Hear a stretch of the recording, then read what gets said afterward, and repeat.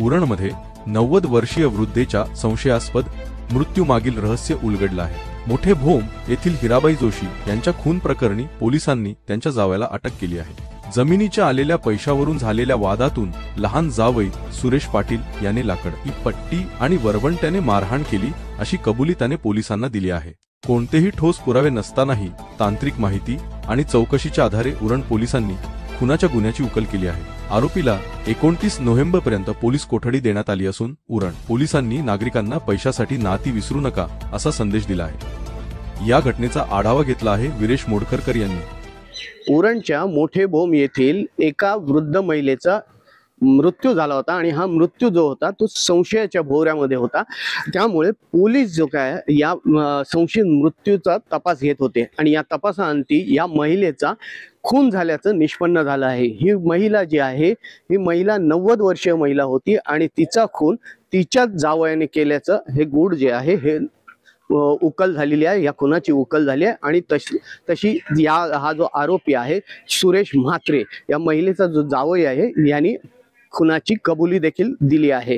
महिलेला 3 मुली होत्या आणि 3 जावई होते। तर महिलेचा मुलगा होता तो मयत होता। महिलेला तिच्या जमिनीच्या विक्रीतून आलेले पैसे होते, ह्या पैशांचं वाटप केलं होतं आणि या वाटपातून हा जो जावई आहे या जावयाला अधिक पैसे हवे होते आणि या पैशाच्या वादातून हा खून करण्यात आल्याची त्यांनी कबुली दिली आहे। आणि ह्या संपूर्ण खुनाचा जो तपास आहे हा उरण पोलीस ठाण्याच्या माध्यमातून करण्यात आला आणि कोणताही पुरावा किंवा कोणताही धागा दोरा हाती नसताना पोलिसांनी ही जी खुनाची उकल आहे ही केलेली आहे आणि त्यामुळे हा खून आहे आणि खून झाल्याचं सिद्ध झालेलं आहे।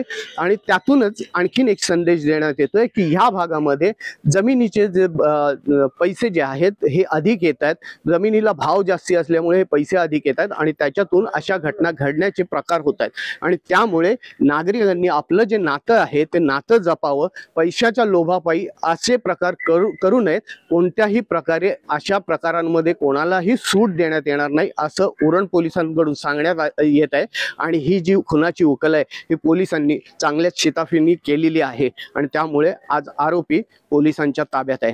तर आरोपीला उरण न्यायालयामध्ये हजर केला असता 2 दिवसाची पोलीस कोठडी मिळाली असल्याचं पोलिसांकडून सांगण्यात येत आहे।